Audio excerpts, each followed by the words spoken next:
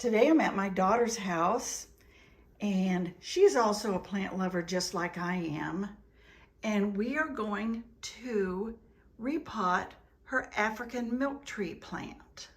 Now here's the African milk tree, and it has been on a previous video, but it has grown so tall now, we're really worried about it toppling over. So today we're going to cut it about halfway up and propagate those upper stems. Now we expect that the lower portion will sprout some branches, so let's keep our fingers crossed.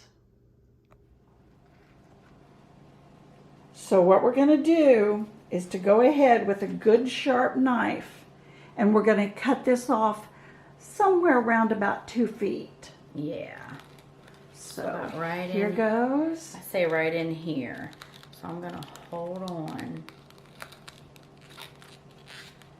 Because with our milk tree, we do have to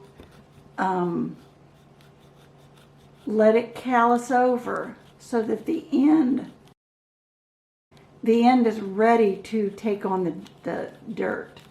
Look at that. Oh my gosh. Oh, look at the milk pouring out of it. Look at that. Look at that. You know something, you should be on this end so you could tell if it's in focus or not. Okay. Let me, look at that. The milkiness running. There we go. So now we got 2 more to go. I'm gonna just lay this on the table. I'm gonna try a different knife this time. There is the cutoff, and I guess we're gonna go this length right here. Yeah. And those little thorns are very prickly. Because I want different lengths. Okay. So I'm gonna go a little bit further down on this one. I guess, like right in here. Okay. Let me try to hold him.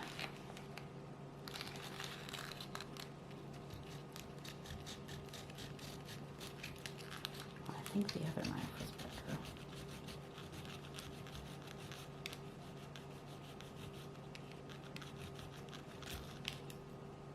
There we go. Look at that milk sap. I know. And definitely don't It's get just that milk dripping. sap on your skin. And wash thoroughly so that it doesn't get in your eyes, like you accidentally rub your eyes. Now we got 1 more that's very, very high. And so you can see the lengths. We have 1 there, 1 down there, and then this one is going to be here.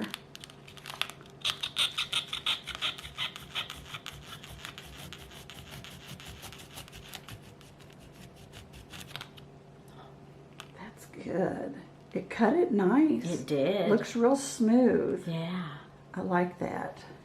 Okay, that looks wonderful. Now these, we are finished cutting. And here is the plant, 3 different sizes that's left over right now. And then this is the pot that the new ones will go into. It's a bit bigger. This angle's making it seem huge compared to the other, but it's not that big.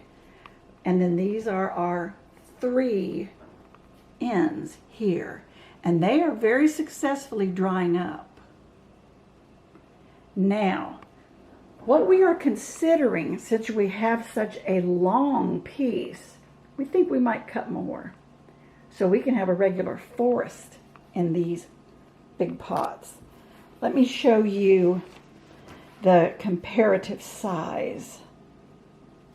There, I scooted them next to each other. See, one's not too much bigger than the other. So they're going to make a very nice little forest of the African milk tree. Now Jenny and I have the pot all prepped with soil, well draining, good soil, a lot of chicken grit and perlite in there. It's all ready. It's real pretty, and I think its decoration is very appropriate for a cactus type plant. And for sure, we are using the bonide systemic granules. the systemic granules. If you have a gnat problem, this will cure your gnat problem, because every time we plant something indoor use, then we use these granules. They go into the soil, and as the nutrients are brought up through the plant, then those nutrients also are accompanied with an insecticide which wards off the gnat larvae, any other plants, mealy bugs, all kinds of things. Now, you don't use this outside because it does get rid of insects. So you don't want to hurt honeybees, anything like that. But we use that for our indoor plants, and I don't have to worry about gnats at all. And now we are going to get ready to further cut these. Now, the directions on your bonide systemic granules tell you for about a gallon you do about 2.5 teaspoons. So it's a nice generous amount that you put into this, and then kind of mix it up. And I know you've seen me use this a lot on my plants, but that's really good. So we'll get ready to cut these into some interesting shapes. That one's this tall. This one could be that tall. Like this tall, right? How cute. That looks good.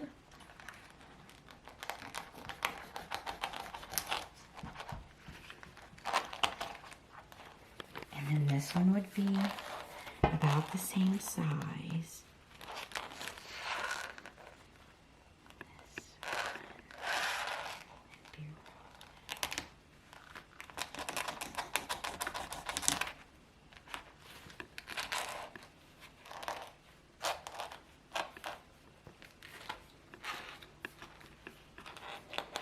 Okay, there we go. And that's showing us our little forest. We use the bottom of the cutting board kind of as a guide. And so that's what our little forest will look like. So now we just need to dry. Okay, we've got our dish ready. Our bonite is in there. And our African milk tree cuttings have all calloused over and they're dried. They kind of look the same, they're just whiter, and we are ready to do it. So in creating a little forest, my daughter's going to get the tallest one in there because they're a little hard to handle. They are very thorny. And I'm going to kind of guide with next sizes. And then she'll just design. She's a better designer than I am. Oh my goodness. And then we'll probably top dress sometime when it's ready. That's the next longest. Okay.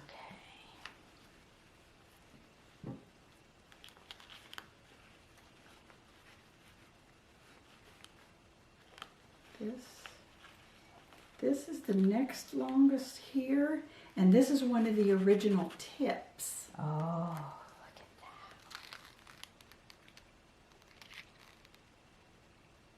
that. That looks good. That one's so pretty. Look at all those. Yeah. All right, so let's put this one. Oh, stay upright. Do you want me to hold one while you get close to it? This is definitely, this is going to look so nice when we're done. Now, do you want to swivel? Now, the next highest is this one. And he has a cut on each end. I know that this view will be the front. So I'm going to have the smaller ones here. Okay. So I think, let me move that one back a little bit. I think I would rather put this guy right in here. Here's that one. I'm going to put him right here. My orange glove, or my yellow gloves are in the way.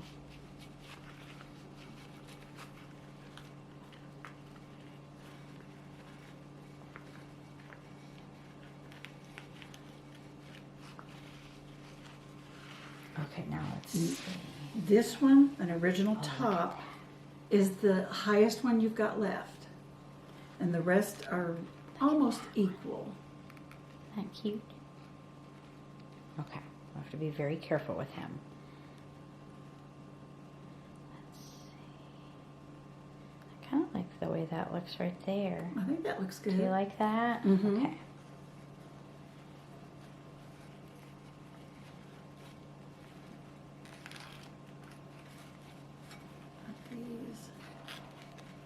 These are all very tiny. I can hand them to you tallest to lowest. These two are about the same, and then that's the taller one. And that's what it looks like so far. Do you want a short one to put in the front? Yeah. I'll do 2 short, and then I'll do 2 other shorts? let's see. I think I want the smallest in the front. Oh, Oops. Slippery. I think I'll do the smallest. I'll start with him. I'll put him right here. Okay, now let's get a good view of that. Can everybody see that? That looks good. Yeah. So I kind of like the way that's shaping up. And then I do, this is the back side. He's empty, so let's grab some more. Put that one, oops, I didn't mean to hurt. Do I need to hold my finger on the tips of any? No, if I could get, I think that's in. And then this, whoop, I do that every time. Here comes another. So I'm going to do him right here. Let me make a little hole. Plop him in. This is so exciting. It is. I cannot wait to see what this is going to do. All right, so let's take a look at how it looks. We've got one last piece. I think I would rather put him right here, actually.